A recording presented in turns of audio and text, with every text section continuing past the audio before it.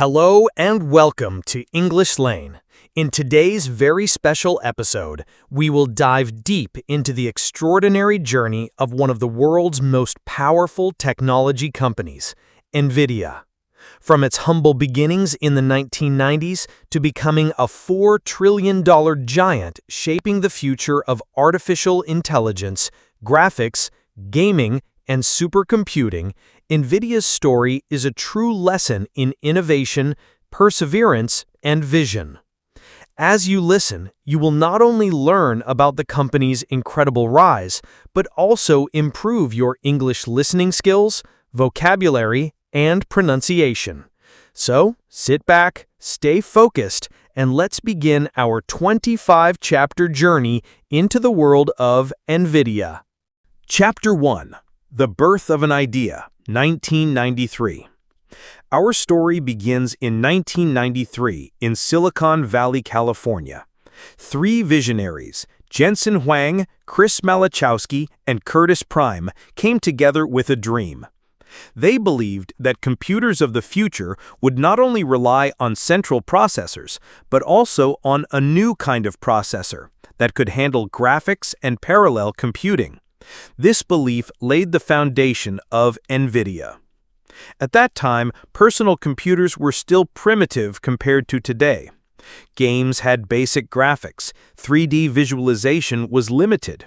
But these founders imagined a world where real-time graphics, simulations, and artificial intelligence could become a reality.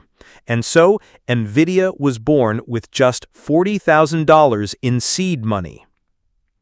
Chapter 2. Who is Jensen Huang?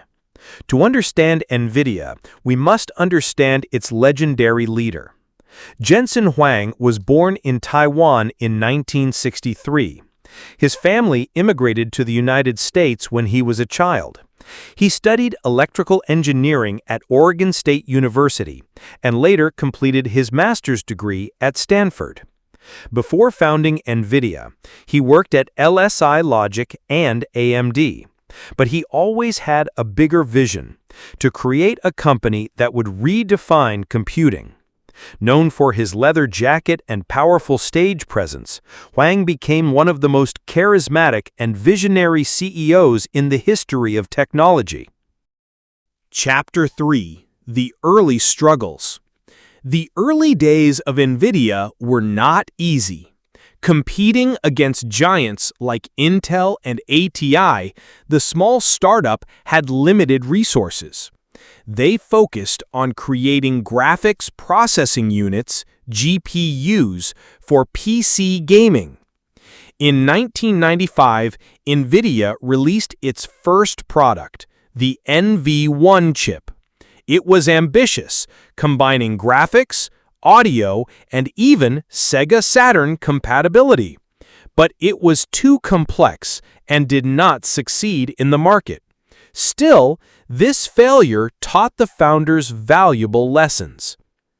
Chapter 4. Breakthrough with Riva 128. In 1997, NVIDIA launched the Riva 128, one of the first consumer graphics cards capable of handling true 3D graphics. It was fast, efficient, and affordable.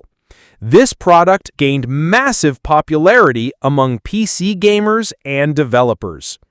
The success of Riva 128 gave NVIDIA credibility in the market. For the first time, the company showed that it could compete with established players. Chapter 5. The GeForce Revolution. In 1999, NVIDIA launched GeForce 256, which they called the world's first GPU. Unlike earlier graphics accelerators, the GeForce 256 could handle transform and lighting calculations on its own, reducing the burden on the CPU. This was a turning point. Gaming graphics became smoother, more realistic, and more immersive. NVIDIA officially established itself as the leader in the graphics industry. Chapter 6. Partnership with Microsoft. During the late 1990s, NVIDIA formed a strategic partnership with Microsoft.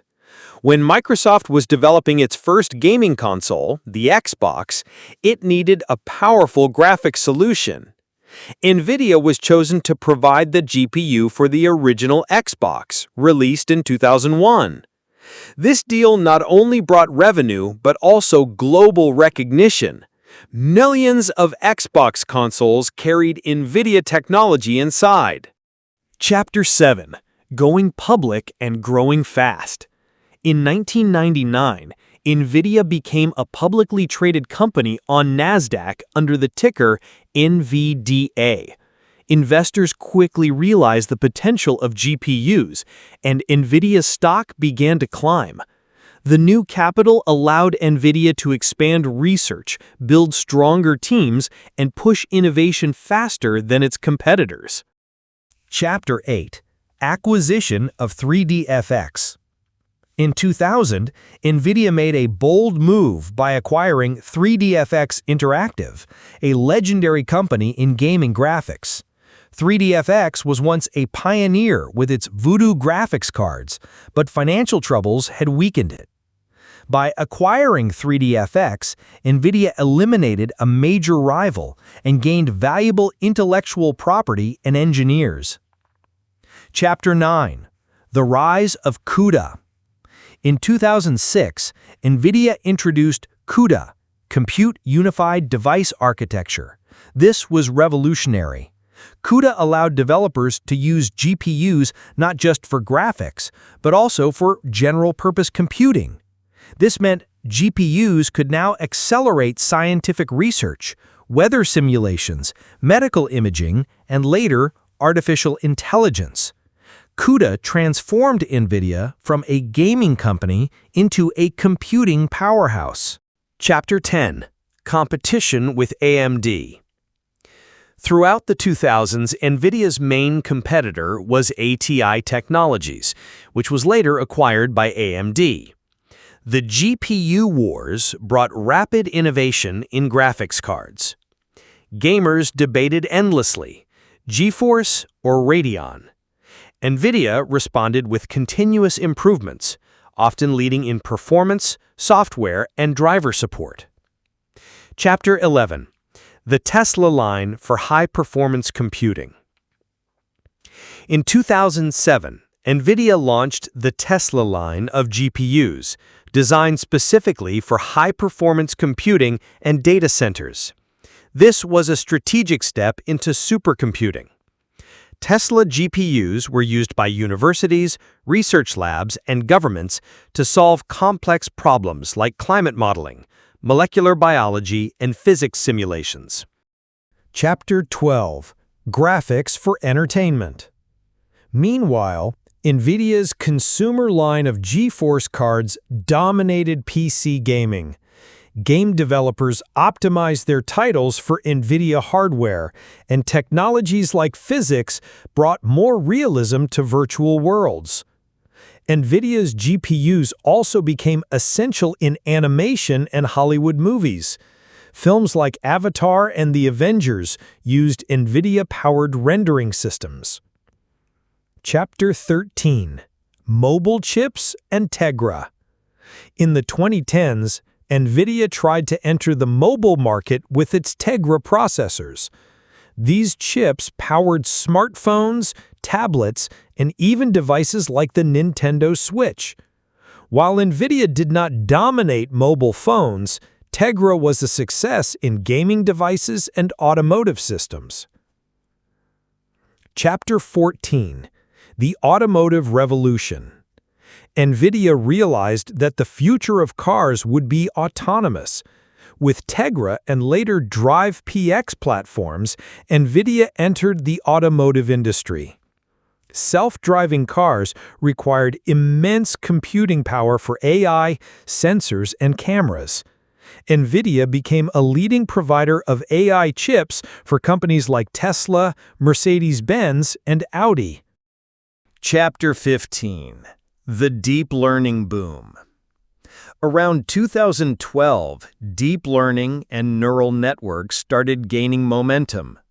researchers discovered that GPUs were perfect for training AI models. NVIDIA's CUDA ecosystem and powerful GPUs became the backbone of the AI revolution. Companies like Google, Facebook, and OpenAI used NVIDIA chips to build artificial intelligence systems. Chapter 16: The Rise of Data Centers. By the mid-2010s, NVIDIA transformed itself from a gaming company into a data center giant. Its GPUs powered cloud computing, machine learning, and enterprise workloads. This move diversified NVIDIA's business, reducing dependence on the gaming market. Chapter 17: The Volta and Ampere Architectures. In 2017, NVIDIA launched the Volta architecture, followed by Ampere in 2020. These GPUs achieved record-breaking performance, enabling breakthroughs in AI, graphics, and scientific research. The A100, based on Ampere, became the world's most important AI accelerator. Chapter 18: Gaming Dominance Continued. Despite entering new markets, NVIDIA never abandoned gamers. Its GeForce RTX series introduced real-time ray tracing in 2018, delivering cinematic quality lighting and reflections in games. Gamers loved the realism, and RTX became a standard in the industry. Chapter 19: The Cryptocurrency Boom. NVIDIA also benefited from the cryptocurrency mining craze. Miners used GPUs to mine coins like Ethereum. This created massive demand for GeForce and data center GPUs. Though volatile, crypto added billions to NVIDIA's revenue. Chapter 20: AI Supercomputers. NVIDIA started building AI supercomputers like DGX systems designed for researchers and enterprises.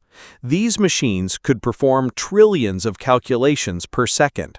Today, many of the world's top AI labs run on NVIDIA supercomputers. Chapter 21: Omniverse and the Metaverse. In 2021, NVIDIA introduced the Omniverse, a platform for 3D collaboration and simulation. It was called the Metaverse for engineers. Omniverse allows designers, architects, and creators to collaborate in real-time virtual environments powered by NVIDIA GPUs. Chapter 22: ARM Acquisition Attempt. In 2020, NVIDIA announced its plan to acquire ARM Holdings for $40 billion. ARM designs processors used in smartphones and IoT devices. Though the deal was later blocked due to regulatory concerns, it showed NVIDIA's ambition to expand beyond GPUs. Chapter 23: Record-breaking Valuation. In 2023 and 2024, NVIDIA's value skyrocketed. Fueled by the AI boom, especially the rise of generative AI tools, demand for NVIDIA GPUs exploded. In 2025, NVIDIA reached a market capitalization of around $4 trillion, making it the most valuable chip company in the world. Chapter 24: Challenges and Competitors. NVIDIA faces challenges from AMD, Intel, and startups building AI chips. Governments are also watching closely, as NVIDIA's dominance raises concerns about monopoly and supply chain risks. Still, NVIDIA continues to invest in research, AI, robotics, quantum computing, and beyond. Chapter 25: The Future of NVIDIA. Looking ahead, NVIDIA aims to power the future of AI, robotics, autonomous vehicles, gaming, and the metaverse. Jensen Huang believes the GPU is the most important technology of our time.